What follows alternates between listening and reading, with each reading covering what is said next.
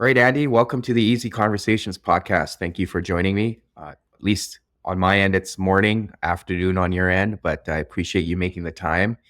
And I know we've chatted prior to this, but one of the things that I really want to uncover is not only the idea of negotiations, because as I mentioned to you, I think everything in life is a negotiation, but Yeah, an aspect of it that allows you to be successful in the negotiation and the mindset you go in. And I think a lot of people feel like compromise is often I'm giving up too much, but you have to look at the bigger yeah, pie, right? One of the things that I've learned from a mentor when it comes to negotiations is maximizing the pie, right? yeah, And that's something I want to discuss with you, but also understand in the type of negotiations you've been involved in, because that requires a different level of mindset and how you've been able to manage your own mental health, which is obviously very crucial in all aspects of life. But before we get into all of that, I do want to give you an opportunity to share with the listeners a little bit about yourself, what's brought you here, and what you're doing right now. Okay, thanks fucking thanks very much for the invite. My name is Andy Brown. I spent 30 years of my life as a police officer in Scotland. I served mainly in the Highlands of Scotland. So I worked in really remote communities. I'm probably a bit of an old fashioned style of policing to what you're used to across the pond. I'm very proud that I've never had to carry a gun in 30 years of policing, which I think is quite remarkable given the Mm-hmm. society we live in nowadays.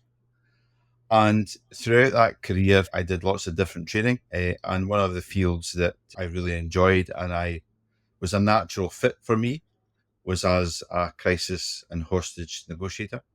I did that for half of my career and got involved mainly in a lot of suicide intervention, where people got to the point where the only solution that they thought in their head was to take their own life.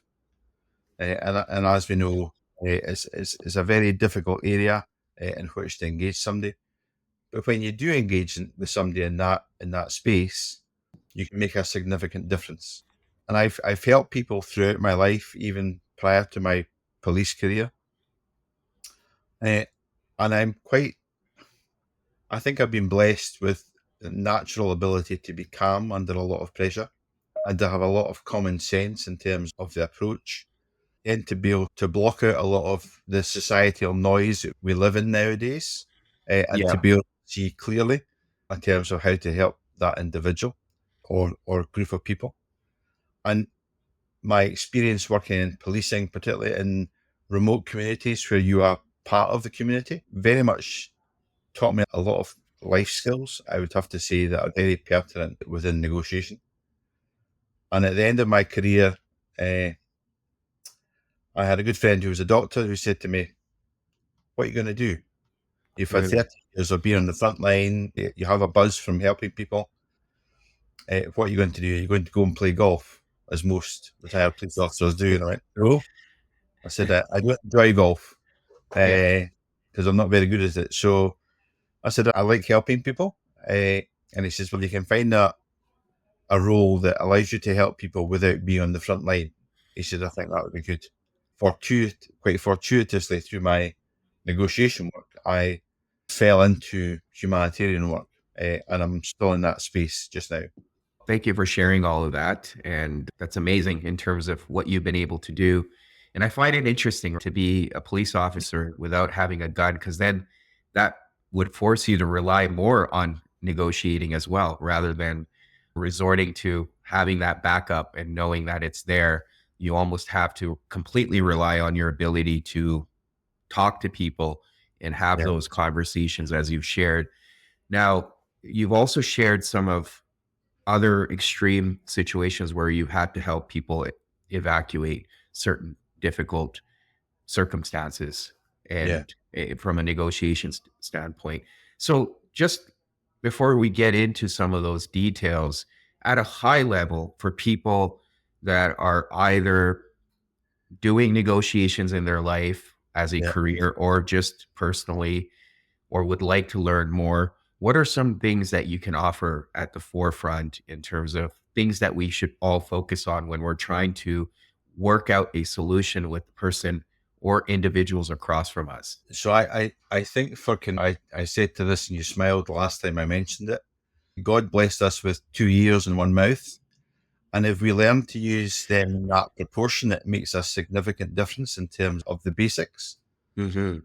We all have the skills to be able to negotiate and to engage with people. Some of us are very good at it. Some of us have got to work at it. Some of us are quite challenged by that sort of environment.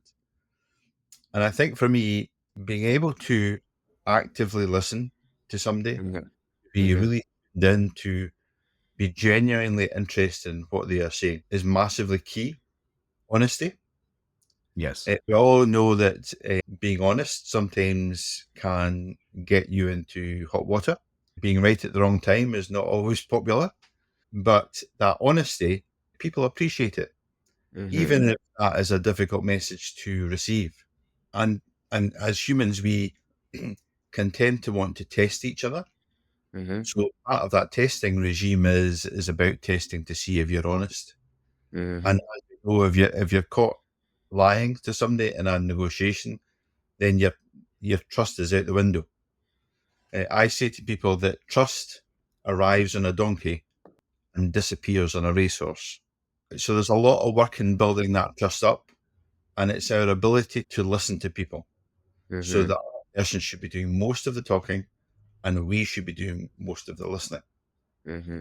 In terms of listening to try and understand what the key issue is, because some people might not always share that initially. And when they emphasize particular words or use keywords, you think, okay, what does that mean? To use open ended questions to maybe drill down into what the key issue is, to understand the motivations behind it and the emotions behind it, because Mm-hmm. most of the decisions we make are emotional ones. And then once you've understood the issue, is not to solve it for the person, because we're all great at problem solving, Yeah. to find the solution themselves. And if the Mm-hmm. person finds the solution themselves, they are more likely to carry out the solution to the issue that they have. And my role as a negotiator is to support them in that process. Yeah, I appreciate that. And one of the things you touched on, I've heard Chris Voss, who wrote the book Never Split the Difference, he's talked about it quite a bit too, where he says your integrity is your currency essentially in a negotiation, right? So that's what I'm hearing from you is that honesty Yeah, piece is so crucial because that trust takes a really long time to build, but it could be gone in a yeah. very quick second or whatever you may put out there, and the other person will lose trust if you're not being completely honest. But now there's another level of negotiations that you've been a part of with respect to hostage negotiations. Are you able to shed some light on that just from your personal experience, the emotional attachment that comes in with that, and what are some things you've had to rely on for yourself to navigate through those negotiations? So, yeah, I've been involved in quite a few hostage negotiations, some domestic, some international, some terrorist. So the pattern doesn't really change. A lot of people are frightened by the prospect of having to negotiate with terrorists. Sometimes negotiating with your own children is more challenging when they're going through various stages in life. So for me, it's about being rooted in reality and being rooted in the moment. For me, it's when somebody is taken as a hostage, which invariably is a commodity, to bargain for ransom or for another instrumental thing. What tends to happen is the people who know the individual taken are very emotional and are very emotionally attached to that individual because of their relationship to that individual. So they tend to follow a roller coaster in terms of there's a little bit of hope in the information that comes in, and suddenly they're elated, thinking, great, we've almost got that person out. And then Hmm. suddenly it doesn't happen. And then they go from being high emotionally with lots of hope to suddenly being quite depressed and almost in despair. And my role is to try and guide it a fairly level path through that roller coaster of emotions to base ourselves on what are the facts of the issue, not what we think we know, but what we actually know. So basing Right. our thinking and decision making on factual information, Hmm. which is sometimes difficult to get, but also be able to record where we are. So at the beginning of a negotiation, it's very easy to forget recording where you are and all the various things you've done. But Mm. if you record where you are at the beginning and then fast forward 2 weeks, 4 weeks, 6 weeks, every week, where you are in that negotiation, you can actually see the progress you're making in terms of Hmm. the dialogue with the other side. And for me, one of the things, and I've learned this because I work with a deep faith organization, I don't think society is very good at discernment. So Mm. we're not very good at standing back and saying, okay, what's the bigger picture here? How might this play out? And we tend to be pressured by society, by the Hmm. expectations of others. And perhaps the biggest challenge, particularly within the setting that I've worked, is Hmm. keeping boss outside your negotiation cell, keeping them informed, but almost at arm's length, so that they won't put too much pressure on you, to allow Hmm. you to carefully craft what you're going to say, what information you glean in the negotiation, Hmm. and how Hmm. you can carefully navigate that to a peaceful resolution. Hmm. Yeah, I appreciate that because I know in general, like when we're emotional, we're not able to fully practice our full judgment, right? So our executive functioning gets compromised when our emotions get in the way. But it could be tough in a lot of these situations that you're referring to that you've been involved in. So I guess a larger question, but first would be how do you keep yourself grounded? And then what are some things you've done in general in your life and you still continue to do to put your mental health at the forefront and prioritize it? What are some things that have allowed you to stay grounded? Because you're obviously in these stressful situations. How do you manage all of that when you're behind the scenes? Yeah, so life has got a funny way of teaching you lessons. And when I was in my early 50s, I suffered from quite bad health. And suddenly that invincibility you have as a cop Yeah. disappeared.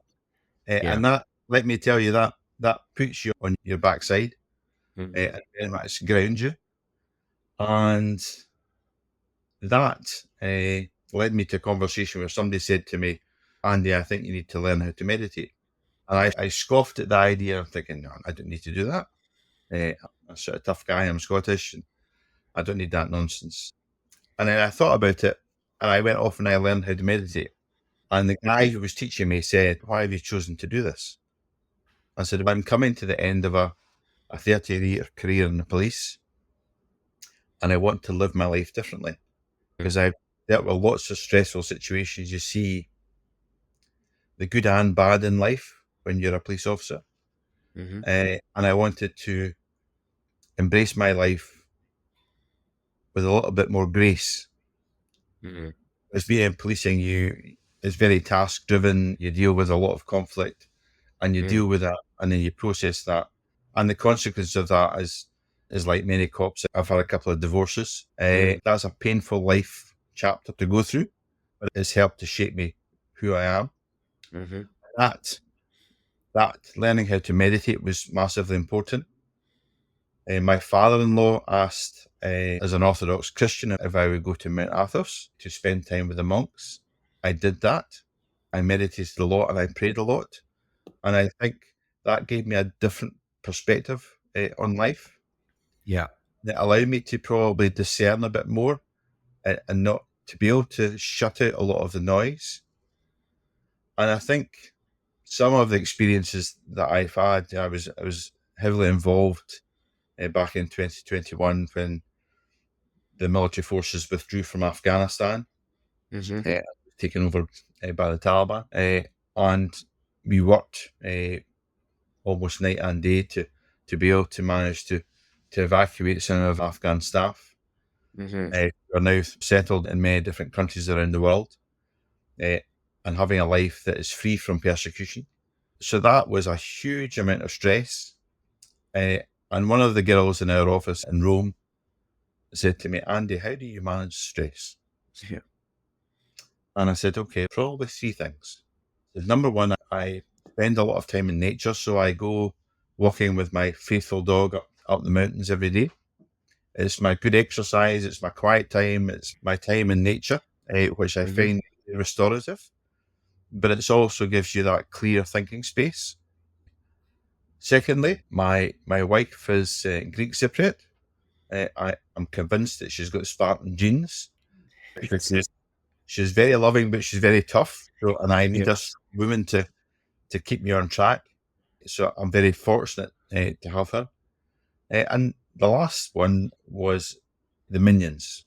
During the evacuation of Afghanistan, we were working almost 24/7. My daughter was 5 at the time, just about to start school, and I had just in that early morning managed to get 30 Afghans out of Kabul airport on a military aircraft. And she said to me, she said, "Oh, Daddy, can we watch the minions?" Mm. I sat down, we cuddled up on the sofa, and I sat and watched the minions. And for me, that loving family support is massively important. Uh, and it's helped me because they recognise when, oh, Dad's a bit stressed, so let's go and do something completely different. So Mm. these things I have found have helped me massively. And I must admit, I didn't probably take care of myself that much as a cop. Hmm. I was Hmm. fit for my work, but didn't really take care of myself to a high extent. So since finishing, I focused on that, which allows me to be in a position to deal with Hmm. some of the challenges that I have to deal with it in my humanitarian work. Yeah, I appreciate you sharing all that. And I think even in your story there with the minions, there's that relief there through humor, but also recognizing that outside of, I think outside of that stress, we still need to come back to the present moment and recognize what's more important. And that's what I'm hearing from what you're sharing here also. Now, I just out of curiosity, what has been the toughest negotiation that you've been a part of? Because there are certain situations where you don't see the way out, or you realize that maybe I'm not going to get to the end result I'm hoping for, or this is just a conversation or negotiation I can't even conduct because of the other side. Have you ever experienced that? And what was that like for you to work through? I've dealt with terrorist negotiations, and I actually find them relatively businesslike. Yeah. Uh, Perhaps the toughest thing was the chaos round about taking staff out of Afghanistan, Hmm. because I've experienced plenty of chaos in my life Yeah. uh, as a cop, but this was on a completely different level. Uh, I had people that I had worked with for a long time that I knew. Hmm. I knew the Hmm. family, knew the kids. So I was emotionally attached to them. I had staff on the ground who were telling me, "Oh, nothing to see here. This is just Afghanistan. You don't understand." And I'm saying, "No, this is all the intelligence is telling me it's going to be really bad." And so be able to navigate that. And during that time, like many other organizations, it was frustrated about not being able to get people inside Kabul Hmm. airport to get people out. Yeah. It was quite fortuitous in where our office is in Rome. We're very close to the Holy See. Hmm. I have relationships with the Holy See, Hmm. and through that that relationship, we were able to speak to an ambassador, and then that very quickly moved on to being able to speak to the U.S. Marine Corps, who were in charge of the security, and then being able to facilitate basically a military extraction for staff. And that was at a really difficult time. So once we had that conversation with the ambassador, we were then able to basically organise with US Marine Corps a military extraction. to be able to get a lot of our staff inside Kabul airport and safe onto flights out of Kabul. Mm-hmm. I went through, it was very early in the morning. I went through and said to Katerina, my wife, I said, oh, good news. We got 30 of them. They're on a plane. They're heading out to safety. Mm-hmm. And she said, how do you feel? And I burst out crying. In 30 years of policing, I had never cried, which is quite common. And she was, okay, that was, okay, get yourself together, Andy. Because it was still ongoing. We still had lots and lots of staff and it was still chaotic. Mm-hmm. Time out.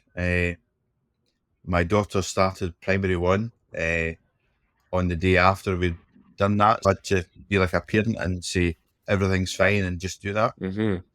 And conversations with the ambassador were, because we were told, you've had your shot, you're only getting 30 people out. And I'm going, no, we've got lots of people to get out. Mm-hmm. So I wasn't taking no as an answer. So I pressed with the priest I was working with, and in my great admiration of my colleague, Father David spoke to the ambassador, and he didn't ask. He relayed a situation when he had been the country director in South Africa during some of the really difficult times in South Africa, Mm-hmm. when he was faced with a situation that he thought was completely impossible. And one of the tribal elders had reached out and had touched him on the forearm and said, Father, sometimes you need to be like Jesus and learn to walk on water. Mm-hmm. Now, he had relayed this to the ambassador and then put the phone down. And he phoned me and told me what he'd done. I went, oh, okay, we'll see what happens there. And then 3, 4 o'clock in the morning, we got a call saying he's basically said, let's go for it. Mm-hmm. And because we had prepared, we were good to go. We had people in the crowd in different groups who were all identified and ready to move. We were able to get an additional 65 in at Abbeygate before the suicide bombing from ISIS-K, which unfortunately killed 13 US service personnel. And again, I went back through to Katerina because it was early in the morning. And she said, how are you? And I burst out crying again. I said, we've just managed to get 65 in the gates. And they're all heading out to Italy. And she said, okay. And when the whole thing was finished, it was about where do the remaining staff go? Okay. So how do they reintegrate back into a country that had enjoyed, to a large extent, democracy for 20 odd years, Mm-hmm. and then suddenly, with some of the Afghans said, dragged back to the dark ages. So it was being able to say, I've done my best. We took a holiday as a family, went to the Yorkshire moors and to the countryside. Yeah. I basically spent time as at that little nucleus as a family, very much off social media, off phones and laptops, just to basically spend nature. And I found the nature very restorative. And one of the things that I have learned working with deep faith organizations, when sometimes it doesn't go your way, that's just what it's meant to be. Mm-hmm. And I always remember my grandmother telling me, it's an old Scotch saying, is that if it's for you, it won't go by you. Mm-hmm. And if it wasn't for you, then it wasn't meant to be. So that type of wisdom, Yeah. which I think is invaluable, and it's how that sits with me. Yeah. When I'm able to now not be as frustrated as I was probably as a cop, Mm-hmm. but because of my faith and because of my wisdom that I've gained over the years, I'm able to deal with that. Whereas before, I would probably, as a young man, be quite frustrated that I wasn't able to help every person. Mm-hmm. I think it's our ability to step back, Right. Yeah. which a lot of us struggle with. Yeah. And I appreciate you bringing that up, because that was something I was going to ask, is how do you manage to work through those situations where people got left behind? And what I'm hearing from you is the ability to really in your case, as you shared, and I relate to that, is the faith aspect of it, that if, Yeah. if it wasn't meant for you, it's not going to come to you. And then surrendering to that, that you've tried your best, but that was all what was in the cards. And that's very Yeah. tough for people to accept and internalize. I think one of the things that we did, like many others did, we had a list of people. We had a selection criteria, so that we took those who were at the most risk, and were very clear on that, stuck to it, which I think is really important. And the ones we couldn't get out, there were remaining 10 families on that list. And I moved them into Pakistan, and subsequently, over a 2-year period, was able to get them out to different countries, which again was very difficult. And it's then being able to say, so we restarted our mission in Afghanistan. A lot of the former staff were then re-employed, and it's to restart that mission under a different regime, Mm-hmm. which again is very challenging. So for me, it's when you stand back strategically and look at it on a more holistic basis, say, of the mission that's in Afghanistan, the activity around about August 2021 was a blip and a change of government. Yeah. If you look at it from really high level, uh, on the ground level, it's caused absolute chaos. And women that are in the country don't have rights, not allowed to be educated or to work, which wiped away almost a generation's worth Mm-hmm. of freedoms in terms of that the women enjoyed. So these things are hard to stomach. Mm-hmm.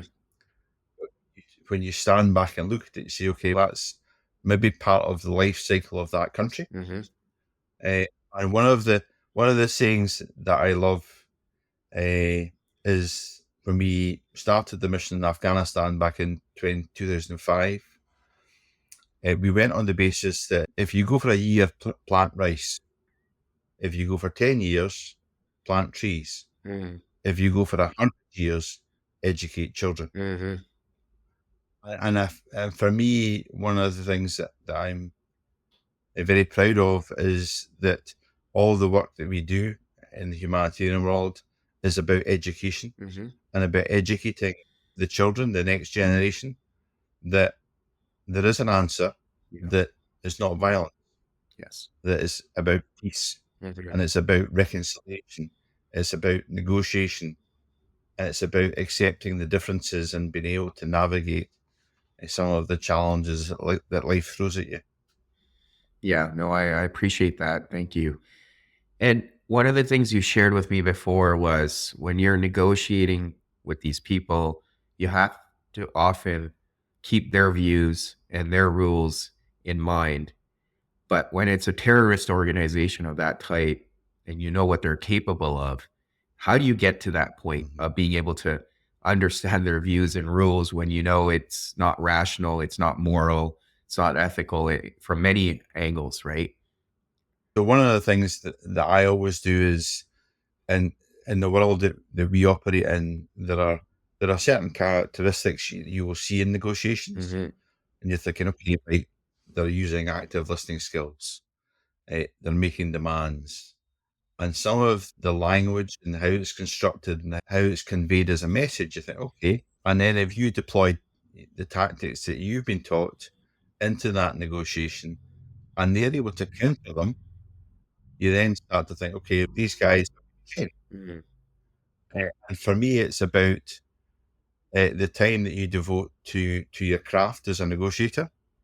It's about you recognizing, being able to recognize these tactics that are being used against you, and to be able to counter some of these tactics and navigate around that. And a lot of the ethical stuff is really important, but a lot of the ideology that they have and the processes they have in their mind, these things are okay. In their mind, they're not. So it's able to recognize that difference and to use that as a tool to say, okay, if this is their ideology and this is the way they behave, that gives you tools in your toolbox to be able to culturally understand them, Mm-hmm. but also be able to negotiate within that space, Mm. because you can, to a large extent, start to anticipate what they will do. Yeah. And if you can anticipate what you do, you can then, for me, it's people talk about negotiation like mental chess, and it's how to move the chess pieces very carefully within that conversation. Yeah. Yeah. No, I can appreciate that. It's not an easy task for sure. But to your point, you have to master the craft, which is so crucial. And I don't think a lot Yeah. of people appreciate. The other piece you touched on was in society today. I think you've made reference to, in general, the society we live in. But one of the things or a couple of things you touched on was one, the ability to knowing that we have 2 ears and one mouth. So being able to listen more. But the other thing you touched on was this inability to discern, which has become an issue. And we see this globally right now where there's so much polarization. Everyone has different views, and we're trying to talk over each other. We're not understanding the other side. We're not finding common ground, which are all aspects of a negotiation. What do you Yeah. suggest, or what do you see as a problem? I guess we can focus on what's the problem here. And I know you've touched on it in different ways, but what's the solution coming out of this where you see all of this chaos everywhere in the world? You're seeing wars, you're seeing the ability to either party not to be able to come to a solution or even have a conversation that can move towards a solution. I think society is far more polarized now Yeah. than it's ever been. I've certainly seen more and more conflict, and it's how we navigate within that space. What a lot of the times, even when I was a cop, a lot of the time I would bring parties that were not quite on the verge of criminality, but were falling out with each other over all the time. And I say, okay, how can I get these two parties into a room and to sit down and allow them to talk, to listen to each other? And part of the role as a negotiator and probably a mediator is Hmm. to be able to do that. And that's really tough. Hmm. And I spoke to a lady this morning in Cairo who's having a challenge with some of her mediation. And she says when we get to a certain point, people flare up and they're very emotional and very quickly goes to shouting and then violence. And I said to her, said, "Oh, okay, as a mediator, you set the ground rules Yeah. in terms of what behaviour is acceptable." And one of the things that I think we are probably missing in today's society is our ability to be graceful. We are bombarded with so much information. It's very difficult to understand whether that information is true or whether it's false. Hmm. We've seen in a lot of conflicts that the media and social media is used as a weapon, basically, Hmm. to spread disinformation. And that can cause a breakdown in societies very quickly. And you see that right across Europe with the war in Ukraine just now. Yeah. So it's on a very fine balance. So the messaging really needs to be important, Hmm. but also it's the humility. Yeah. So I know from my experience when we set up a mission in Nigeria, uh, I think I told you the story. I took a small football and sat down and gave the kids a small football, and they were playing soccer in the refugee camp. And I sat with one of the mothers she was crying, and I said, "I hope these are tears of happiness." Hmm. She goes, "Yes, my sons are playing football. They're really happy, and thank you so much for allowing them to play." Hmm. And she says, "But I'm also sad." And I said, "Well, why are you sad?" She said, "I'm sad because I had two daughters, and my daughters were murdered by Boko Haram Hmm. because they went to school." Hmm. Now, at that time, my daughter was 3 years old, and suddenly you think, wow, it just gives you that humility and puts you into that perspective. We're all human beings on this planet. We've got one planet, and we're all human beings. Hmm. But we spend an awful lot of time not embracing our differences, but fighting against them. Mm. And I think if we had a little bit more grace, a little bit more humility, then that would allow us to get round the table and to have these, and they are difficult conversations. They are honest, they are difficult, they are prickly, Hmm. full of emotion. Hmm. When you allow people to be heard, which I think is really important, so they feel heard and so they can express the emotions behind what's happened to them, then you start to be able to find some kind of path towards resolution. And a mediator and negotiator is there to help guide towards some kind of solution that's agreeable for both sides. Yeah. Yeah. No, I appreciate that. That humility piece is so important because I don't think we talk about it enough. And part of the issue that you identified right at the beginning, the inability to listen, because we're Yeah. so worried about getting our word in or our opinion in. And that's where that humility is lacking. But if we took that approach, then we can actually open ourselves up to more perspectives and understanding of the fact that just because I have a certain experience or I've experienced certain things in life, which has allowed me to form certain opinions, doesn't mean that they're right because those opinions are based on the things I've gone through. And also Yeah. recognizing that we all have blind spots and we don't become aware of those blind spots unless we're willing to hear other perspectives. And that's where that humility also comes in to know that we can be wrong and that's okay too. Yeah, I think it's it. I think our ability to be just to demonstrate empathy Mhm. with it was really important. And just to take that, and it's literally a moment to think, wait a minute, why is that person behaving in that way? Mm. What's their backstory? What has brought them to this place to make them behave in this way? Yeah. And just take that time to listen to them. And if you do it well and you are genuine in that connection, you can make a huge difference to somebody's life. Mm. Huge difference. Yeah, absolutely.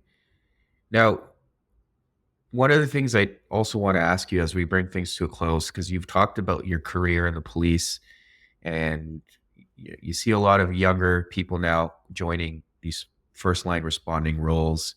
What are your Like, what can you offer to these individuals based on some of the experiences you've had as they're going into these lines of work in terms of managing their emotions, their stress levels, their mental health? Because you said that was not something that you had focused on. You had to learn through experiences.